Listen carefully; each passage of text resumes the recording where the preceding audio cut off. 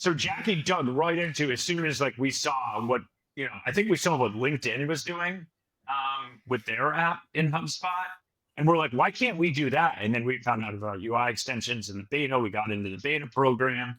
We went to Inbound, met some people there. And Jackie just started building like crazy. On this week's episode of the Built Happily podcast, we're joined by our friend Chris Eustace and his developer Jackie, taking us through the evolution and the beginnings of their company, SparkGrid Software, and how they brought their official Box.com connector to the HubSpot app marketplace. All that and more on this episode of the Built Happily podcast.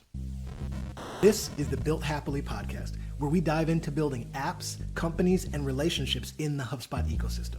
As HubSpot grows, so does the opportunity, and we put you in the room with the people making it all happen. I just met Chris the other day, and Chris is doing the damn thing. I can't believe because I feel like I've been front row seating, watching Chris's journey into the HubSpot multiverse. Dude, Chris, we were hanging out a while ago. Yeah, it's been probably close to a year. Yeah.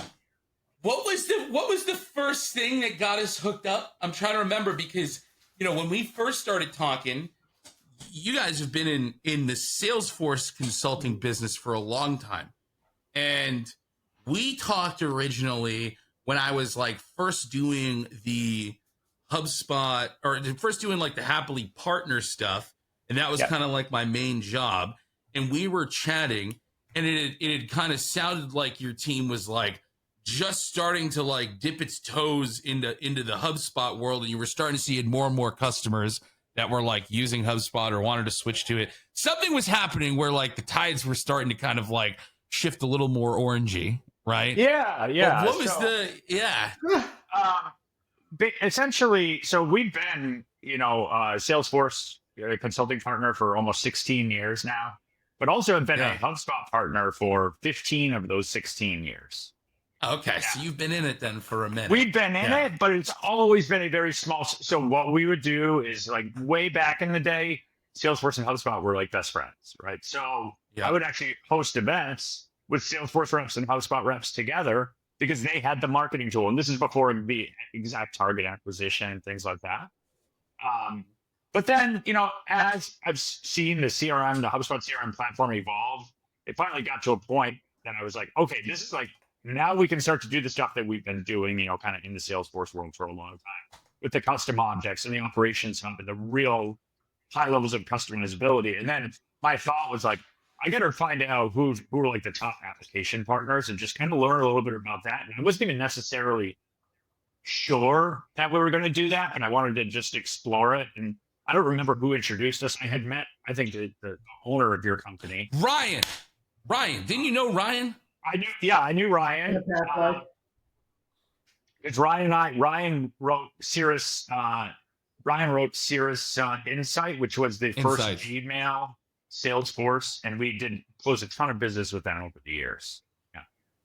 Got it. Okay. Oh, I didn't even know that. And then so this is, I don't know how, Chris, I don't know how much context Dax gave you prior to joining the show here, but on Event Happily, we don't do context. No. We just fly by the seat of our pants. Yeah.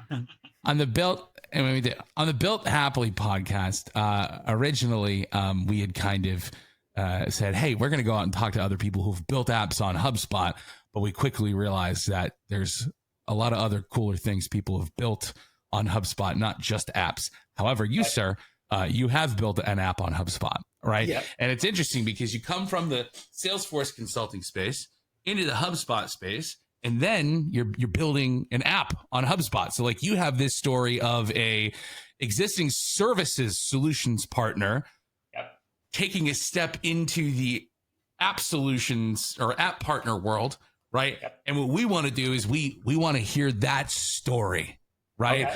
Okay. Before we get into it, can you tell everybody what it is you've built and what you have today, right? So we can then Tarantino it, go back in time and talk about the journey it took to actually get there. Yeah, sure, who's Chris? Sure. Who are we talking with today? Yeah. So, maybe some basic introductions might be good, right? So Chris and then Jackie. Yeah, totally. Sure. So I'm Chris Eustace. I'm the CEO and founder of SparkGrid Software, which is the software company that I essentially broke off and started a new company. I still have Eustace Consulting, which does primarily Salesforce development, implementation, things like that. But I've broken off as it's different enough. And Jackie, I'll let him introduce himself, is the lead developer on the integration that we wrote, which is the official integration for Box and HubSpot. Jackie, go ahead. Awesome. Yeah, I'm Jackie. I'm the lead developer on the project. I have a background in commercial photography, design, and got a couple clients that said, "Can you make me a Squarespace?" And I said, "Yeah, I can figure that out." And here I am, Drug. a few years later as a developer. And yeah, like Chris said, we built the official integration between Box and HubSpot. It's been a really cool project, just kind of getting to know both platforms. Like you were saying, HubSpot's a really up and coming platform, as you guys know. So it's really cool to kind of be on this wave of cool projects and apps kind of coming out at this time. Jackie, is this your first time building apps or integrations with HubSpot, or have you done it before in some capacity? This is my first time building apps. Yes. Yeah. I've worked with integrations a lot, with Chris and our professional services arm. So a lot of experience there, but yeah, a whole different ballgame building an app. Got it. That people need to use all the time, as you guys know. So what are you about, like a year in right now, or a little less? Give us a rating, 1 to 10. What would you rate the experience of being a young up and coming developer in the HubSpot app ecosystem? Honestly, give us a good score too. Like I need decimal points. Okay, so I'm gonna say a good 8.6. Wow, that's a good score. 8.6. Okay, 8.6. How do we feel about that? Got it. Yeah. What would get you to a 9? What would get me to a 9? I think it's going to get to a 9 eventually. I think that HubSpot is continuing to build and grow in a way that's kind of every time they make feature updates, every time they, give us more possibilities, I'm kind of like, oh, cool. Let's do that. Let's implement that. Yeah. Everything from like the, settings page, like let's get us more customization on that thing, things like that. But, we're kind of in an early phase with this stuff, right? Like we're not expecting this whole platform to be, built out. And that's kind of the beauty of HubSpot. Like it's it's such a clean, easy and accessible, approachable product that like, I feel like you can really, I don't know, the development experience is kind of supercharged in a way, because you don't really have to think about a lot of the things you would normally have to think about with this stuff. Yeah. But it's like a blank canvas. Yeah, exactly. What was the hardest part for you, I guess, like getting up and running, to someone who's like very effectively building dope on HubSpot? I would say kind of the conceptual barriers of like integration work, understanding not only one platform enough to build something on it, but understanding another platform enough to make that work with another platform. Yep. And as we're building and as we're learning, I think we're really lucky to have all of this professional services experience, because it gives us the context of what people actually want. Mm-hmm. We're not going into it being like, let's build an app, let's figure out how people are going to use it. We kind of know that because we've integrated Box for tons of people. We've integrated PandaDoc with Salesforce. We've integrated PandaDoc with HubSpot. We kind of know the space in a way that I think is not super common and makes me feel really lucky to have this situation. That's awesome. That's a big deal, man. You're kind of preaching exactly what we want to preach about people coming into the HubSpot ecosystem, because again, all of us just came in off a whim, came in off of a services and seeing like somebody needs something. Yeah. Let's build that thing. And how many barriers do we have to really cross, or hurdles we have to jump to actually get it done?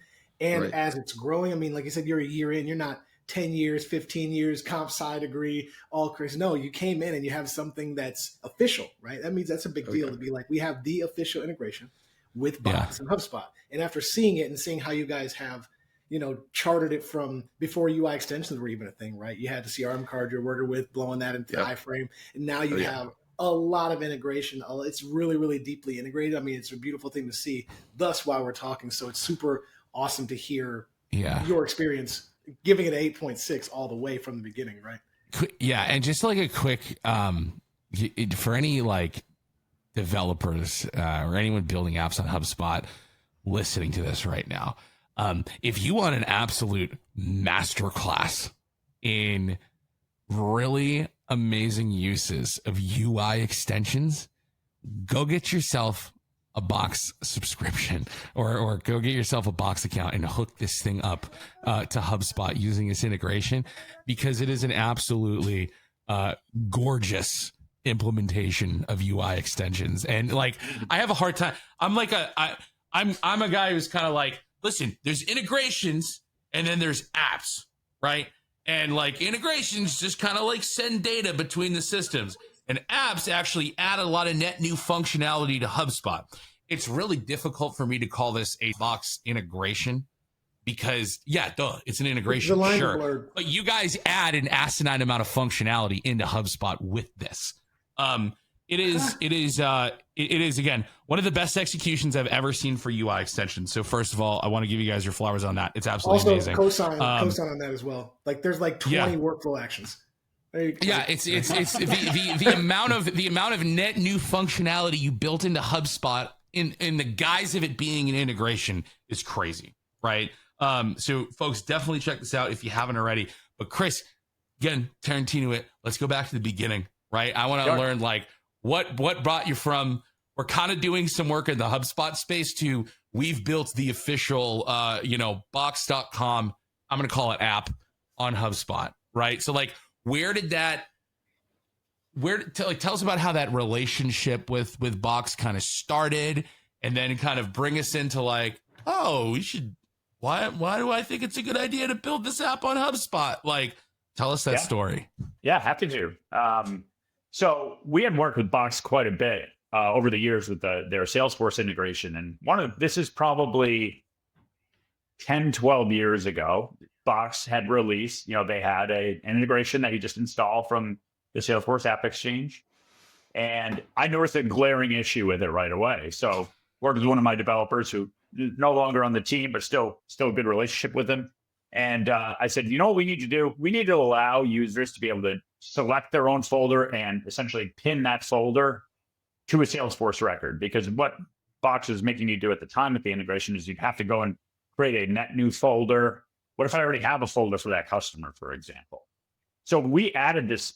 It was really a tweak to the integration and ended up getting like 200-300 customers out of that. And a lot of them are still customers today because they would see that we did that. And they're like, well, what else can you do with this class? So in doing that, we enhanced the integration and people asked for more things, got to know the API really well. Now, Box has since come a long way with their integration where they have all the flow actions and everything else, kind of like we have the workflow actions for HubSpot.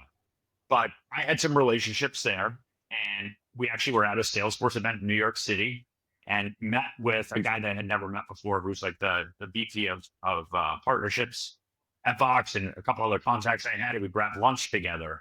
And I said, why don't you guys have a HubSpot integration? Like, I think there's a really good opportunity here. He's like, yeah, we're just focused on Salesforce. I'm like, we'll build it for you. And I kind of looked over at Jackie, who was sitting next to me. And literally that's how it started. And within a couple months, we had a beta out. Would you say it was about a couple months, Jackie? Yeah. I think we started in May, and by mid-July, we had a beta out. Yep. And that was using the old CRM cards. And then Jackie just dug in deep. Yep. Stop making me feel old. I'm like, the old CRM card. I'm like, that was back in my day. The cards were only in the sidebar. Only gonna happen to sidebar. Well, as we soon as so Jackie in an iframe. So funny. So Jackie dug right into as soon as we saw what I think we saw what LinkedIn was doing with their app in HubSpot. And we're like, why can't we do that? And then we found out about UI extensions and the beta. We got into the beta program. We went to Inbound, met some people there. And Jackie just started building like crazy on it, right? And all the credit to him and the team for, he's like a designer that can also code, which is, I think, a rare skill set. Like he can go really deep on both things. But it's a very good eye for how things need to be laid out. And so that's essentially why it is the tool is what it is today. Yeah. What's what's been, I guess, the most frustrating or like biggest challenge? I don't want to say frustrating, but like, what are the biggest challenges like you've seen being like a new app sort of exploding onto the scene in the marketplace here? Like, what's the really hard part about doing this that people should look out for that might find themselves in a similar situation? Yeah. So, I mean, I've been selling professional services for, almost 16 years, right? So I have a way that I sell, and it's been relatively successful for a long time. Selling software is different. And I've had to learn a lot of lessons about that. I have had to learn to be patient. Usually, if somebody's calling me up for professional services, we're going to start talking, and yes, we can do what you need. And we just kind of hit the ground and start running, right? That's kind of how with software sales, it's a lot more thought needs to go behind this, especially some of the Box works with a lot of very large companies. And now we're seeing more and more large companies come on. So the sales cycles are slower. Also, just trying to get the word out about it has been, I was like, I know people at HubSpot. I know people at Box. I'm just going to we're just going to make all kinds of money all over the place, and it's going to be easy. And it is not. Like, it's been a challenge, but I will tell you, I've never had more fun in my career. Like, I really have had fun building a brand and like building a new brand and just like kind of tinkering with new technology, and I'm having a blast. But I think trying to get the word out is hard. Like, we're on the marketplace.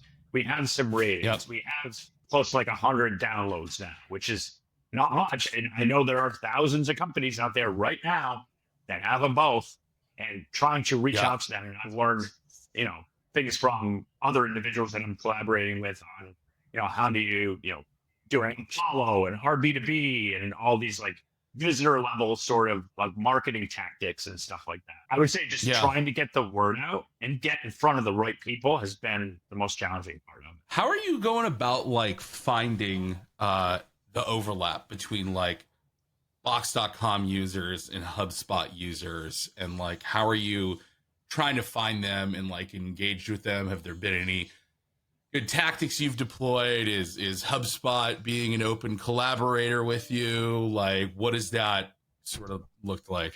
So Box has been kind of the catalyst here, because they kind of, blessed us with, said, yes, go ahead and write that. And we actually won New Partner of the Year at the Box annual conference back in November. So we went out to San Francisco for that, which was cool. So a lot of these have come in as net new Box deals from Box reps. So I'm trying to just establish relationships with sales reps at Box and at HubSpot. And I'm like, hey, we can help push this sale along. Now, the majority of those have come from Box, being a piece of software that a tool was looking at, and they happen to have HubSpot, right? In terms of getting them to match up, we're connected on Crossbeam to Box. We are working on trying to get connected with HubSpot, but have had a little bit of difficulty there. I know there's just more red tape sort of stuff.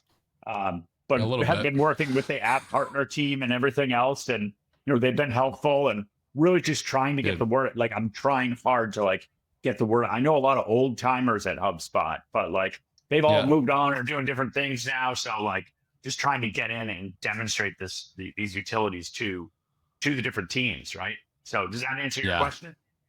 Yeah, no, totally. And I think I'm on the same like page as you there. Like a whole piece of my job here is literally just to go basically be a lobbyist at HubSpot for all the sales reps and be like, this is why you guys should love our stuff, and this is why I should help you close deals and all this stuff. And I think that's like a really important thing to do for any sort of like, app developer on HubSpot that, primarily like your sales, sure, a certain amount of them are going to come from people like finding you by happenstance in the marketplace, right? But like, the next sort of level beyond that is like, how do you become a household name in the HubSpot sellers community and in the CSM community? Because like there's different ways to do that, right? Like when you're talking to CSMs, it's all about how can I help you notice a common complaint that you're hearing that we solve for? So every time you hear that complaint and you want to do a save, right? You go, oh, there's this app that does it, right? Or it's like if you're a seller though, they're motivated a little bit differently. They care about selling stuff and getting stuff over the finish line, right?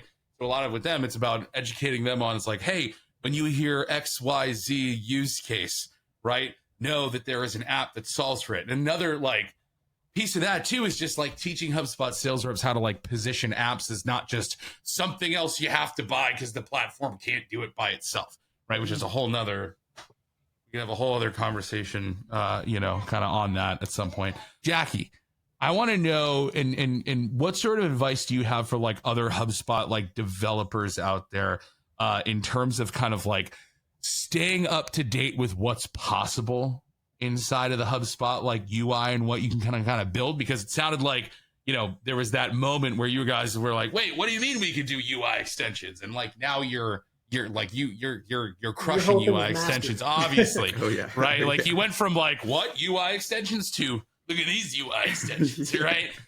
Like what are you doing to keep yourself sort of I guess like where are you looking? What are you subscribing to? What are you checking every day? Like what are these like, little special places you go to make sure like everything there is to know, or you have the most up-to-date information on like what's possible from like what we can build in HubSpot perspective and what we have access to? Yeah, definitely. I think really for any integration work, a Postman API collection, subscribing to that is a great place to start. Okay. You're going to receive updates anytime any endpoints are changed, endpoints are added, anything like that. That's major. HubSpot has really great release notes, and they're building out their docs more and more for UI extensions. Another thing I try to do is just keep in contact with some of the partner developers at HubSpot. There's a lot of things that are maybe down the pipeline that I'll be told, anecdotally, and then I'll keep checking up on those and be like, hey, you said this was maybe going to be a thing. Is this still going to be a thing? How's that going to work? Besides that, though, really just going into the docs and the release notes and being diligent about really digging through those. Things so simple as like they're updating the icon component in the UI extensions all the time with new icons. You kind of just like learn these little things, but you got to pay attention to it because you got to pay attention to it. Yeah. That's what's difficult is there's so many plates to spin, while you're kind of also trying to move ahead on the things you're already doing. But I think, in terms of back end, in terms of getting things set up, those Postman API collections are super valuable because it kind of also gives you an idea of what's important to the company. What are they pushing out regularly? Like what APIs are they focused on? Is HubSpot really pushing, the sensitive data API? They've made so many updates to that recently, right? So every time I see something like that, I'm like, okay, I got to go in and dig in and learn how this works, right? Yeah. I have another question for both of you. And Dax, I feel like you're gonna understand where I'm coming from when I ask this, right? So you guys obviously HubSpot really well. Box.com really well. I'm sure you have a lot of opinions about what the next really sweet new feature will be, right? Because you understand the possibilities. You understand how people use those actual apps, right? I have a lot of these moments myself when we're talking about Event Hapily in particular, because I'm kind of very involved with like guiding the directions of like, what should we build, this, that, and the other thing. And there's plenty of times where I myself go, man, it'd be really cool if we built this thing to work this exact way. But I'm going off of how I know, like how people like to use HubSpot and how I think that feature should work. I'm not necessarily waiting for like a user to tell me that they need that. Just because we're working in a space where we're turning HubSpot, a CRM, into something that it's not, which is an event management platform. So there isn't necessarily a ton of people out there giving us like nuanced ideas of how it should work. It's very like uncharted sort of territory, right? Now, I see you guys kind of doing something similar in that, yes, it's an integration. I'm going to put that in big quotations because, again, when we think integration a lot in HubSpot terms, it's like, oh, we pushed over some stuff into some contact properties. We've got an integration. And it's like, sure. The way you guys have woven in the experience of using Box inside of a CRM tool, at least in HubSpot land, I feel like is an extremely novel concept. I'm sure there's people that see what you got and go, dude, I never even thought I needed this. Right? I mean, maybe they do. I'm going to let you tell me that. What's your methodology around like, all right, cool. We're going to build this new feature. It's going to be this UI extension. And it's going to do X, Y, and Z. How do you guys do that? Being like a smaller, like newer software developer on HubSpot, right? And you're kind of in charge of your own destiny a little bit, but you also got to listen to your customers. What's like your process there for thinking of your features and. I can start and certainly want Jackie's input. So we do have a baseline, and the baseline is what does Box already go with Salesforce, right? Interesting. Yep. And so that's our baseline. And my kind of thinking, and I believe Jackie's, is how can we stand out and make it better? And actually, there was one thing that you said, Max, really early on when we were in beta. And you said, what you should do is make it look like HubSpot so you don't even feel like you're leaving it. Yeah. And I think we took that to heart, and Jackie took it to heart and really baked everything in that way. Yeah. And then, we started to really, what we're trying to do is figure out, okay, what are the customers going to, it's people that need compliance around their documents, people that need high levels of security and really need to follow strict protocols, right? Yep. The tool that, you can attach files in HubSpot, right? It does not provide the level of security and certification and everything else that Box does provide. And Jackie, would love to hear your thoughts as well.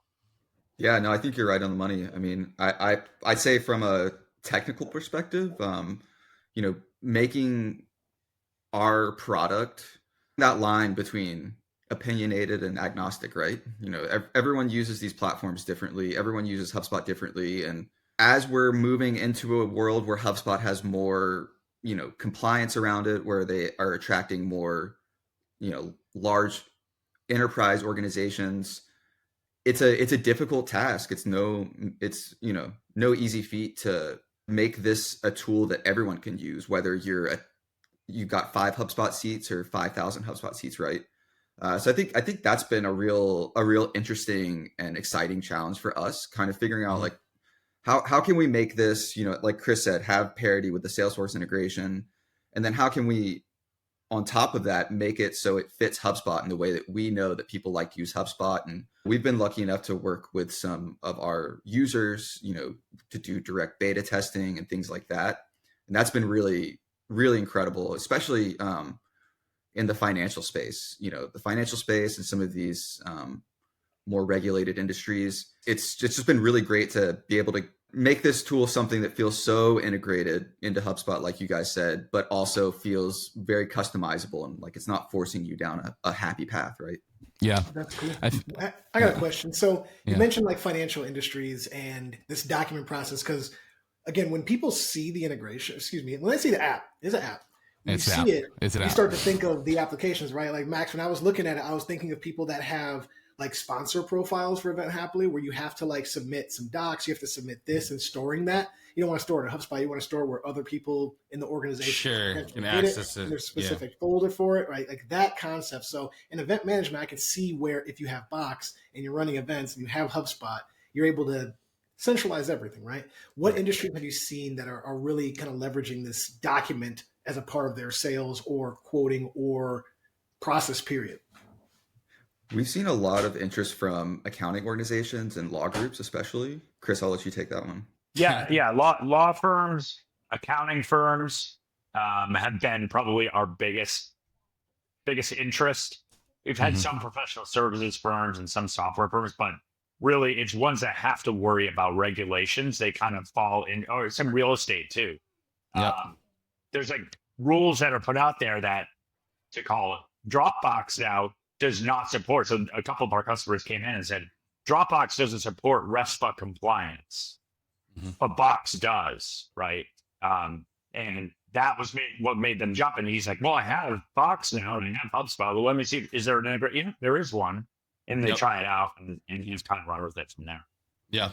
And we're really seeing like, you kind of think of these industries as very technical, kind of like big, hard to get into, but we're seeing more and more that people really like HubSpot because it gives you that direct access to people, right? And that's, as you guys, I mean, that's your whole, the whole Event Hapily like works off of that, right? Like it's built on top of the CRMs. You have all of these people here and you have all of these channels and you're really hooked into these channels. And I think the ethos of that is very different than Salesforce. And so especially for Box users coming over, it's like Salesforce, you can do anything you want, right? But it's kind of hard to get directly to the, to your clients or your customers, whoever it may be. Whereas I think this kind of flips the script and gives us a way to make that content layer of everything that's happening with Box really, really synergistic with the CRM, right? So your contacts all have folders that they're linked to, right? So you're not having this disconnect between your content, your customers, and your engagements with them outside the platform. Yeah. What's like the biggest difference, like the biggest fundamental differences besides like, oh, you're coding it differently? Like what's the biggest like fundamental differences of like building apps on HubSpot versus building apps in like the Salesforce ecosystem that you've noticed? The more limited features is probably in a way a positive. I kind of say like, to me, HubSpot feels like Apple and Salesforce kind of feels like PC, right? Like it's more opinionated. More opinionated. It pushes you down paths, but in that way, it's 2025. There's a lot of things that I don't want to have to rewrite the book on, to get set up. That comes with certain limitations, and that, maybe you want to do a specific thing with the UI and the UI extension. You can't put padding on a UI extension, something as simple as that. But, the ability to pull in record data is so much easier to do in HubSpot than in Salesforce. So something as simple as that, I think it's a lot more finely tuned of a development experience, in my opinion. And it just kind of makes more sense in a modern development kind of way. Yeah. Well, I mean, it allowed you to get in and build and deploy and have something working that a bunch of people are using like pretty quickly. Exactly. That's what most people are saying, and what we're trying to just blast into the the ecosystem. In the world, yeah. You could show up and you're pretty much halfway there, right? If you show up, you're halfway there, and there's all of these platforms, right? There's a lot of functionality that HubSpot doesn't have yet or doesn't plan on doing, like going deep, that you could build into. There's tons of other softwares that have integrations, but they're not really an integration. They're throwing stuff on the contact. There's a huge opportunity for people to build better on HubSpot, and we're trying to let people know that. And you guys are a shining example of something that's you've already became an official Box, integration. Like it's the official one. It's the one that they tout. There's no other one. I mean, there's a lot of green pastures out there. Yeah, and I will say there's a lot of really great opportunity for other app developers to do the same thing, to say like, hey guys, your integration with HubSpot sucks, because all it does is push contact information over, or you say you have an integration with HubSpot, but it's just I have Zapier, right? I would wager if you want to get into the app space, right? Maybe follow the same path these guys did in a similar flavor, where it's like, hey, go find an existing company that says, I could make your integration with HubSpot actually good. Can I go out and do that? Because there's a lot of opportunity to go out there and do it, right? Yes. A lot of integrations are out there are just checking a box, right? And that typically leads to really bad reviews and no one wanting to use it, and maybe someone not buying HubSpot because of that, right? And so I would imagine there's other opportunities out there. Speaking of which, Chris, you named the company SparkGrid Software. You didn't name the company Box Connector Inc., right? Which kind of like makes me wonder, begs the question. And you don't got to get specifics, right? I just want to know, are there other bullets in the chamber, right? Is there ideas for other apps you might build in this wonderful ecosystem?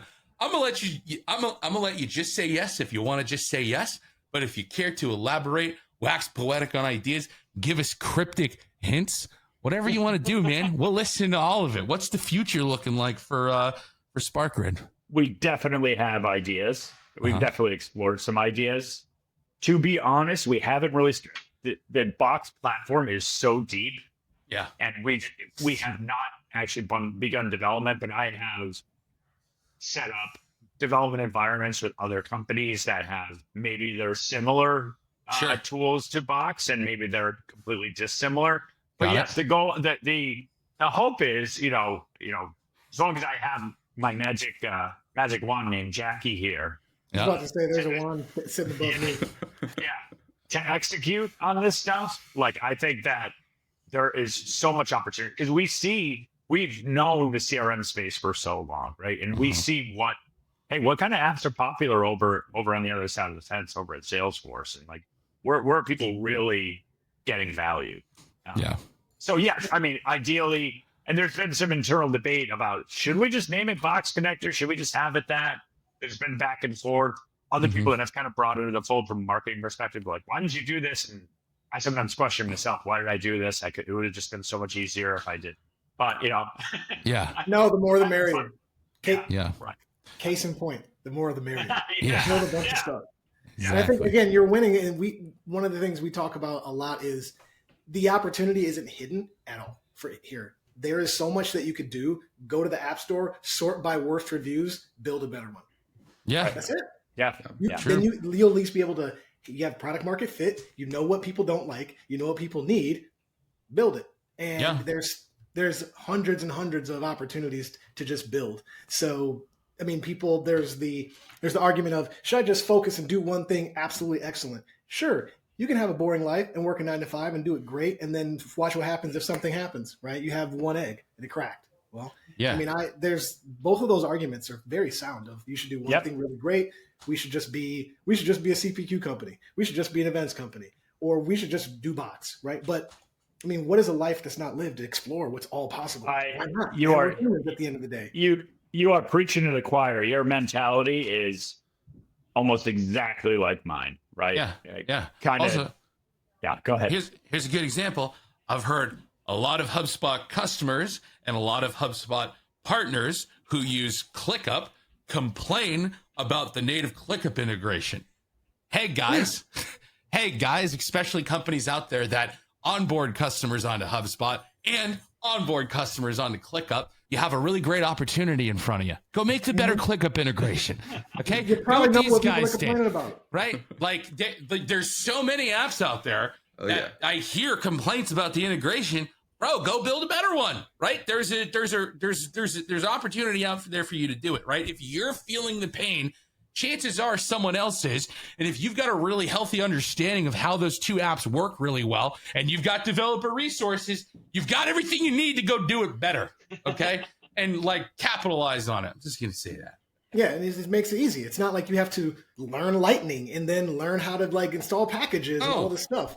No, you just put an endpoint together, grab that, put a UI extension, hit that endpoint. You pretty much got an app already. And like what I'm saying here is like people in those positions literally have the most important ingredient, which is the nuanced understanding of how you wish it worked together, which is not necessarily something that the original app, is thinking about. Because a lot of these bigger apps, when they say, oh, we need integrations with all these CRM systems, they're not saying what is the most nuanced, best way to deploy it inside of this one and what's all this other cool stuff that we can build on that side of the app. No, dude, they're checking a box and sending over properties. That's all they're doing. And then they're going, yeah, we've got an integration.